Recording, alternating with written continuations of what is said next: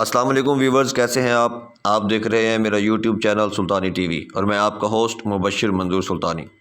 ناظرین، آج ہم بات کریں گے ملک پاکستان کی موجودہ صورتحال پر کہ جس میں آئے روز ایسی پالیسیز بنائی جا رہی ہیں کہ جس سے عام آدمی کو نکالنے کے بجائے اسے موت کے منہ کی طرف دھکیلا جا رہا ہے۔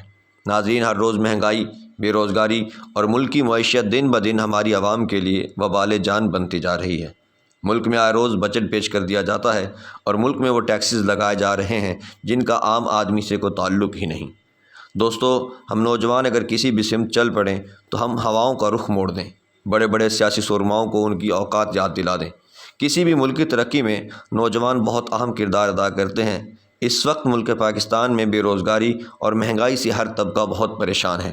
نوجوانوں کی بے روزگاری بہت بڑا مسئلہ ہے، لہذا ہم نوجوان اور کچھ نہ بھی کریں تو آواز اٹھا سکتے ہیں۔ سوشل میڈیا کا پلیٹ فارم ایک بہترین راستہ ہے جہاں مثبت انداز میں اپنی بات منوائی جا سکتی ہے۔ ناظرین، آج کی اس ویڈیو میں چند تجاویز دوں گا جس سے ہم عام آدمی کے بوجھ کو کم کر کے مہنگائی کنٹرول کرنے میں بہت جلد کامیاب ہو جائیں گے انشاءاللہ۔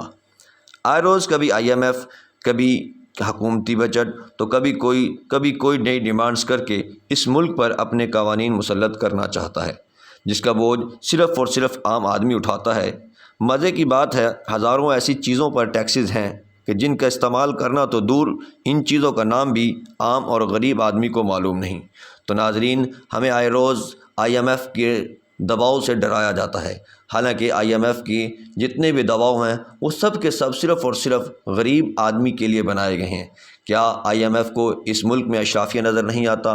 کیا IMF کو اس ملک کے بڑے بڑے بیوروکریٹس نظر نہیں آتے؟ بڑے بڑے ججز نظر نہیں آتے؟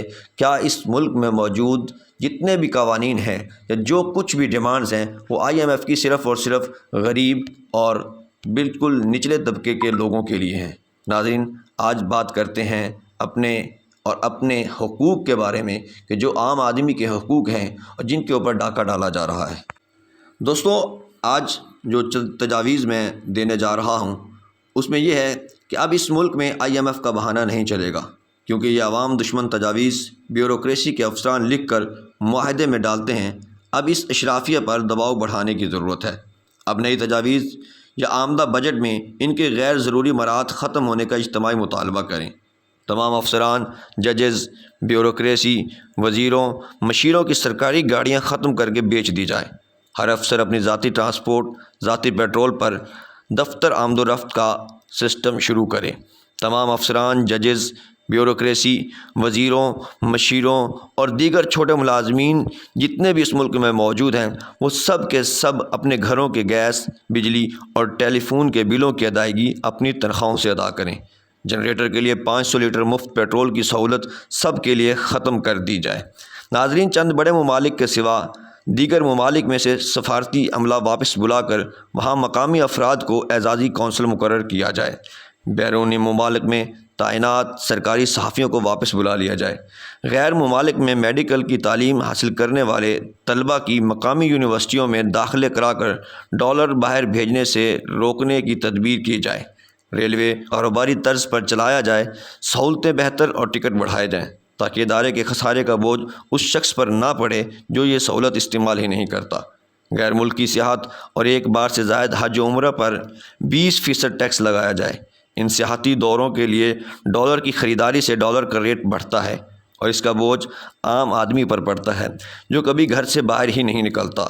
ایران اور افغانستان سے سمگلنگ روکی جائے تاکہ مقامی صنعت روزگار کے ساتھ ساتھ حکومت کو ٹیکس دینے کے قابل ہو سکے۔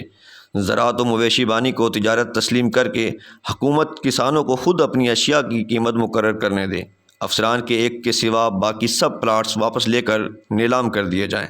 لینڈ ریفارم کر کے برائے نام قیمت پر دی گئی تمام زرعی اور فارم ہاؤسز واپس لے لیے جائیں۔ تمام گولف کورسز، سوئمنگ پول، جم خانے، کھیل کے سرکاری میدان صرف اشرافیہ کے لیے مخصوص کرنے کے بجائے پرائیویٹ انویسٹرز کو دے کر کاروباری انداز میں عام پبلک کے لیے کھول دیا جائے تاکہ کھیلوں کو فروغ کے ساتھ ساتھ حکومت کی آمدنی میں بھی اضافہ ہو۔ ناظرین، تمام اداروں میں افسران کی تعداد 25% تک کم کر دی جائے۔ نکموں کو OSD بنانے کی بجائے ان کو مکمل طور پر گھر بھیج دیا جائے۔ اگر یہ ممکن ہو گیا تو ہمیں نہ تو خسارے کا بجٹ بنانا ہوگا اور نہ ہی قرض لینے کی ضرورت۔ ایک ماہ میں کھربوں روپے کی بچت ہو جائے گی، چند سالوں میں بیرونی و اندرونی قرضہ ادا ہو جائے گا۔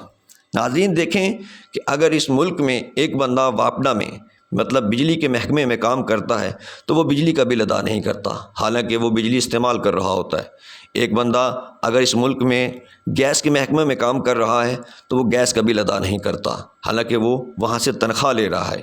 اب دیکھیں کہ اس ملک میں جو تنخواہ دار طبقہ ہے، جو لوگ کما رہے ہیں اور جو لوگ بڑی بڑی سیٹوں پر موجود ہیں، جن کے پاس آئے روز پیسہ بنتا جا رہا ہے، وہ تو ٹیکسز دینے کے کسی بھی معاملے میں نہیں آتے، نہ ہی وہ کوئی چیز مطلب گیس اور بجلی کے بل اور ٹیلی فون کے بل ادا کرتے ہیں۔